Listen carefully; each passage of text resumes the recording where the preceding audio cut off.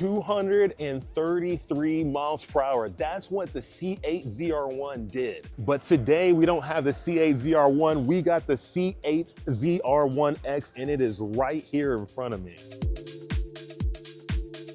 This car is the king of the Nürburgring for all American cars ever. And this thing makes 1,250 horsepower.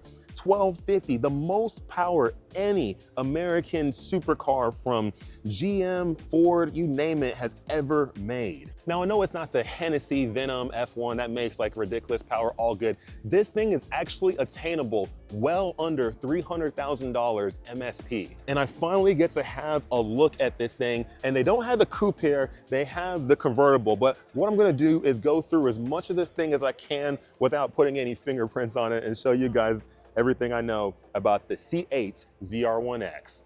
Now, one of the coolest accomplishments for the C8 ZR1X is this right here, Nürburgring. They took this car to the Nürburgring and it ran a 6-minute 49.275, which beat out every single American car and even beat out the Porsche GT3 RS 992 911. Who would have ever thought that a GM vehicle could actually beat the Porsche 992 911 GT3 RS? It's something that everyone would have, no one would have thought it could ever happen until GM came out with this product right here, making 1,250 horsepower with over 1,000 pounds of downforce, which is actually far less than a GT3 RS makes. Now people wonder, you know, how does this thing make so much horsepower? Well, this is how it makes the power. It has the ZR1 motor in the rear, the 1064 LT7 in the rear of the car, but in the front it has electric motors with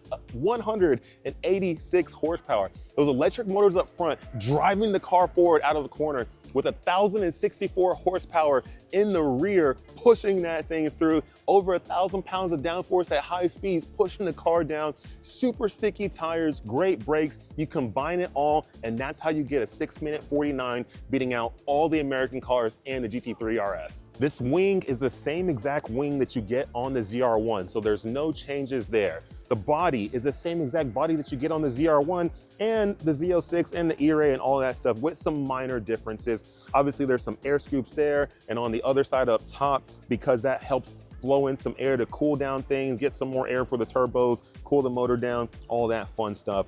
But when it comes to like brakes and all that stuff, the brakes I believe are a little bit bigger when you get to the ZR1 and the ZR1X. It's still carbon ceramic brakes, but these things look pretty freaking huge.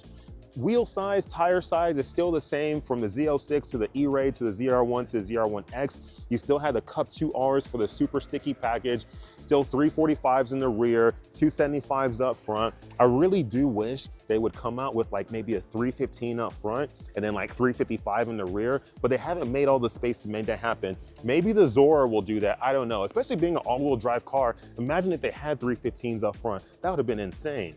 So people wonder, okay, with that big wing, how do you make up for all the downforce that you need in the front? Well, to make up for that downforce, it does have your standard like Z07, ZR1 aero package up front with the canards and then the front splitter. But then you have this interesting hood. Air flows in through all the coolers and it comes out over this hood, and that creates extra downforce up front so the car isn't pushing. And then you also have this little lip right here on the hood that helps keep the downforce occurring the way it needs to. There's extra coolers up front which help cool down everything that needs to be cooled down on this car, because this car makes a lot of heat. All that power, more heat. More power, more heat. It's just a standard thing. I'm very curious to see how this car does on the American tracks. Now that it went and just slaughtered everybody on the Nürburgring, what can the ZR1X do at Road America, Laguna Seca, Big Willow, Coda, Road Atlanta, Sonoma, all these tracks around the country? I'm very curious on what this thing can do there. I don't really have a chance to look into the interior very much, but I'll try to put my camera as much as I can in there so you can check it out. Obviously, it has all the new 2026 interior components that all the 2026 cars have, so there is a difference there between all the people who had prior cars to 2026. Everyone who has a 2026 now, from all the models, all get this very interesting interior. So not a lot's changing there. I mean, GM did kind of keep things simple when it came to that. They made basically all the cars have similar components on the inside.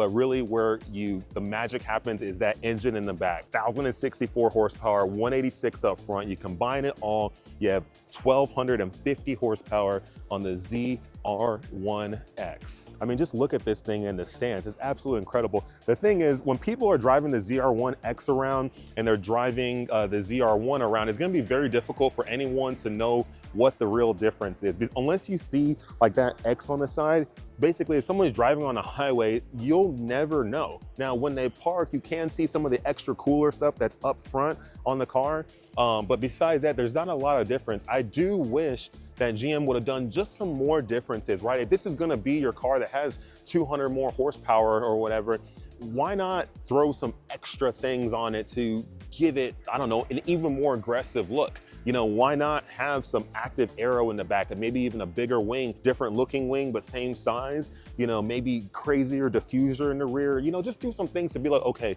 that's a ZR1X. Right now, it's very difficult. If you're flying down the highway, no one will ever know. They'll see the big wing and they'll know it's a ZR1 variant, but they won't really know which one. Is it a ZR1X? Is it not? And I'm sure there's probably lower trim packages for the ZR1X that have like the little gurney flap instead of the big wing. So for those people, when you're rolling around, literally, you're not gonna know.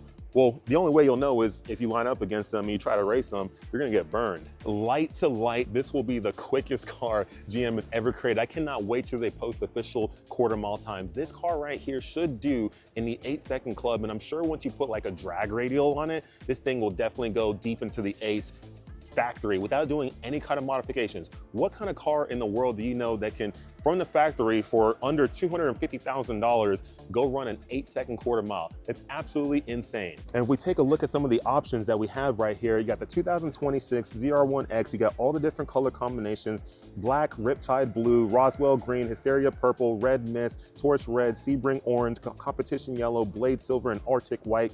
Those are your color combinations. Obviously, I've given you all the stats. It's an 8-speed dual clutch transmission, LT7, 1,250 horsepower, 5.5 liter flat plane crank V8 with 2 turbos connected to it, and then the 186 horsepower with electric motors up front, which powers this thing, so this thing can launch to under 9-second quarter mile, which it says right here.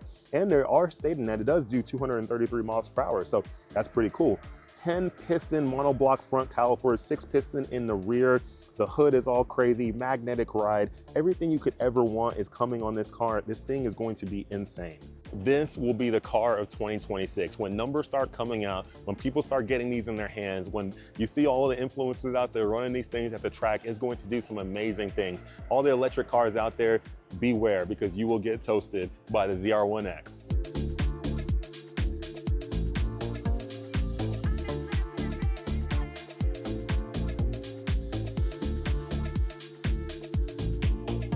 The ZR1X is everything you could ever want. I mean, just look at this beauty. How anyone could ever say that they don't want this car is absolutely nuts to me. The thing has all the body lines, all the aggressiveness, big wing, aero, downforce, power, tire, all-wheel drive, everything you could ever want. I mean, this is literally the perfect Corvette. Even though it obviously is gonna be out of the price range for a lot of people, but it will be in the price range for some, hopefully me. This thing is going to change the game when it comes out. And the crazy thing is GM's not even done yet. They got more variants of the Corvette still coming out. And when they do, they are just gonna continue to shock the world. I mean, when you can run a 6-minute, 49-second Nürburgring time in the home of Porsche and beat all their cars, I mean, that is something that right there, it's impressive. No one can doubt that. But when this thing hits the streets, you best believe a lot of people are gonna be scared. Taking a look at the architecture of the LT7 right here. So this is one not sitting inside the car, so it's very easy to see. You can clearly see 5.5 liter twin turbo, the biggest turbos ever put on like any production car, I believe, like in the world. You can see these turbos right here. There's one on this side, and then there's another one on this side right here. Look how big that turbo is. I mean, that's for a stock vehicle. Literally, a stock vehicle has turbos this size. Imagine what the aftermarket world is gonna do with this thing eventually when they can tune it. It's gonna be insane. Overall, I am super impressed with the ZR1X and everything about it, and even the ZR1. I look forward to this thing hitting the streets and out there absolutely crushing the world and crushing every single car out there. If you doubt the ZR1X, you will get destroyed by it any day. I don't care if you got some modded this and that. Stock for stock, there's just nothing under $1 million that's gonna be able to touch this car. There isn't, which is awesome. So good job, GM, on making this thing. Thank you all for watching this video. Make sure you click the like button if you haven't. Leave a comment. Let me know, what's your thoughts on the ZR1X? Is this your style? It's a hybrid. Electric motors in the front, twin turbo engine in the back, all-wheel drive. Is this your style? Is it not? Is the ZR1 more of your style? Is the Z06 more your style? E-Ray, Stingray, which one is more your style? Let me know in the comments right now. I would love to hear from you all. Thank you so much for staying to the end of this video. I always enjoy everyone enjoying these videos. Keep watching, share this video with your friends, and subscribe if you haven't subscribed yet. I will see you all in the next video. I actually got something very interesting that I'm gonna show you guys that is probably one of the sickest looking Corvettes ever, and it should be coming out sometime in the next few years.